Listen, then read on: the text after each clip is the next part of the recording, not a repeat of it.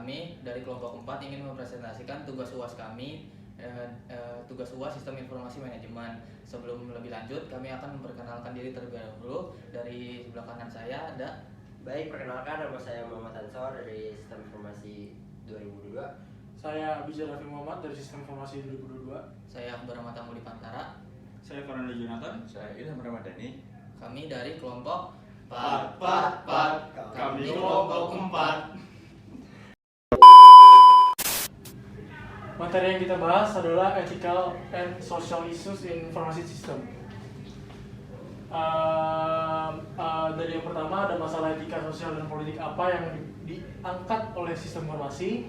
Terus ada mengapa teknologi sistem informasi kontemporer dan internet menimbulkan tantangan terhadap perlindungan privasi individu dan kekayaan intelektual. Lalu ada prinsip perilaku khusus apa yang dapat digunakan untuk memandu keputusan etis dan bagaimana sistem informasi mempengaruhi kehidupan sehari-hari. 1. Memahami masalah etika dan sosial yang terkait dengan sistem. Yang pertama ada sebuah model untuk pemikir tentang etika sosial dan politik. Yang kedua ada 5 dimensi moral era informasi.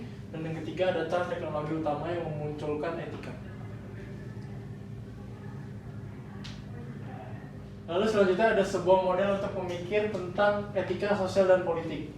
Yang pertama ada etika atau ethics, mengacu pada prinsip benar dan benar salah mengenai apa yang dilakukan seseorang individu sebagai makhluk moral yang bebas yang digunakan untuk membimbing perilakunya.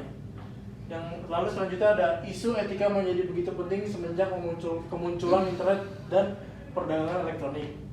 Lalu yang terakhir masalah etika lainnya yang ditekankan terkait dengan sistem informasi adalah membangun konsekuensi yang dapat diukur dalam sistem informasi, menentukan standar untuk menjaga kualitas sistem yang melindungi keamanan individu dan masyarakat, serta mempertahankan nilai dan institusi yang dianggap penting bagi kualitas hidup di dalam masyarakat yang informatis. Selanjutnya akan dilanjut oleh rekan saya, Ilham. Selanjutnya yaitu mengenai 5 dimensi moral di era informasi. Yang pertama itu ada hak dan kewajiban informasi. Yang kedua ada hak dan kewajiban terkait kepemilikan.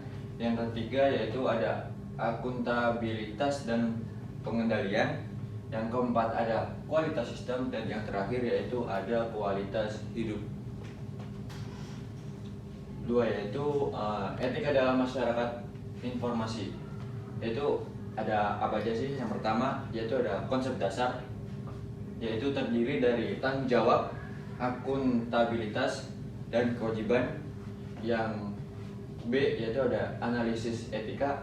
Dan yang C itu prinsip etika kandidat. Yang D untuk kode etik profesional. Dan yang terakhir yaitu beberapa dilema etika di dunia nyata. Selanjutnya yaitu konsep dasar. Ada 3 yaitu responsibility, yang kedua yaitu ada akuntabilitas, yang ketiga yaitu ada liabilitas. Yang pertama yaitu responsibility, itu yaitu elemen yang menerima kemungkinan biaya yang akan timbul, tugas dan kewajiban atas keputusan yang telah dibuat. Yang kedua yaitu ada akuntabilitas, yaitu fitur dari sistem dan institusi sosial.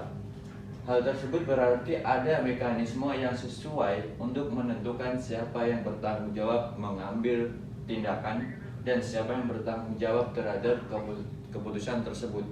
Yang ketiga yaitu ada liabilitas, yaitu merupakan perluasan konsep dari responsibility yang mengarah lebih jauh ke bidang hukum. Yang kedua itu ada proses hukum, adalah fitur yang berhubungan dengan masyarakat yang berbadan hukum dan merupakan sebuah proses di mana hukum dipahami dan dimengerti. Selanjutnya akan dilanjutkan oleh teman saya yaitu Fernando Jonathan. Baik, di sini ada analisa etika. Yang pertama ada identifikasi dan gambarkan fakta secara jelas. Yang kedua, definisikan konflik atau dilema. dan identifikasikan nilai-nilai yang lebih tinggi yang terlibat. Yang ketiga, ada identifikasi konsekuensi-konsekuensi yang mungkin terjadi dari pilihan yang Anda ambil. Yang keempat, identifikasi pilihan-pilihan beralasan kuat yang bisa Anda ambil. Dan yang terakhir, identifikasi pihak-pihak yang berkepentingan. Selanjutnya ada prinsip etika. Yang pertama, perlakuan orang lain seperti apa yang Anda harapkan orang lain melakukan pada Anda.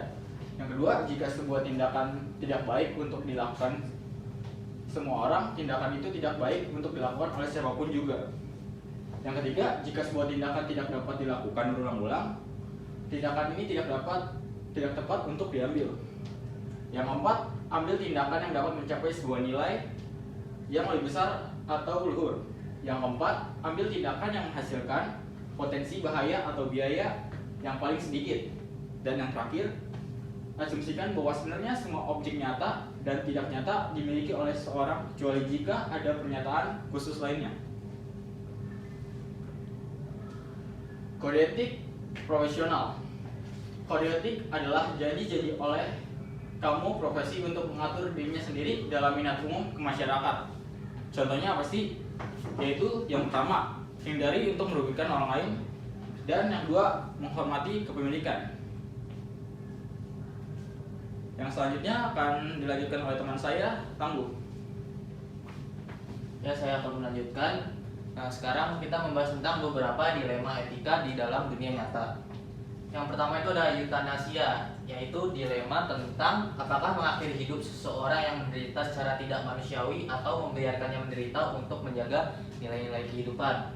Yang kedua ada abortus, konversi mengenai hak perempuan untuk memilih mengakhiri kehamilan dan hak atas kehidupan janin. Yang ketiga ada distribusi sumber daya kesehatan, keputusan sulit dalam distribusi sumber daya kesehatan yang terbatas, terutama dalam situasi pandemi, di mana situasi tersebut harus dibuat tentang siapa yang mendapatkan perawatan intensif. Selanjutnya ada dimensi moral dalam sistem informasi. Dimensi moral dalam sistem informasi yang pertama itu hak informasi. Hak informasi adalah privasi dan kebebasan di era internet, yaitu petunjuk Eropa tentang perlindungan data dan tantangan internet untuk privasi. Yang ketiga, solusi teknis. Hak kekayaan atau kekayaan intelektual. Kekayaan intelektual atau intellectual property dianggap sebagai harta yang tak berwujud, diciptakan oleh seseorang ataupun organisasi. A. Rahasia dagang, informasi yang tidak diketahui oleh umum di bidang teknologi dan atau bisnis di mana mempunyai nilai ekonomis yang berguna dalam kegiatan usaha dan dijaga kerahasiaannya oleh pemilik rahasia dagang. Yang B. Hak cipta. Hak cipta adalah pengakuan oleh undang-undang yang melindungi pencipta kekayaan intelektual dari penggadaan hasil karyanya oleh pihak lain. Lalu ada yang C. Paten. Paten memberikan hak monopoli eksklusif kepada pemilik gagasan yang melatar belakangi suatu penemuan. Sesi interaktif teknologi, akuntabilitas, liabilitas, dan pengendalian. Bersamaan dengan Undang-Undang Kekayaan dan Privasi, teknologi informasi baru memberikan tantangan bagi liabilitas hukum dan praktik sosial yang sudah ada dalam melindungi institusi dan masyarakat. Masalah liabilitas yang berkaitan dengan komputer. Perangkat lunak sangat berbeda dengan buku. Penggunaan perangkat lunak mungkin memiliki ekspektasi tentang sebuah perangkat lunak yang sempurna, kemampuannya melaksanakan tugas.